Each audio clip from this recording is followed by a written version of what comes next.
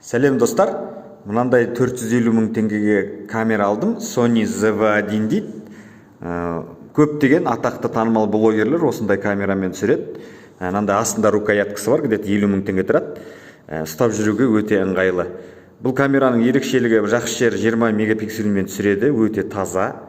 Өзінің объективі, встроенный объективі бар. Сосын мұның бір жақсы жері, қазір ашып көрсетем, қосып, былай аша саласыздар. Міне көрдіңіздер, объективі үстінен шықты.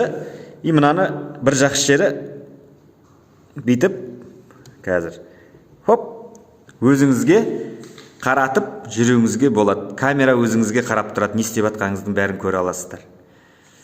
Примерно 450 мыңға алдым, 500 мың общий рукояткасымен.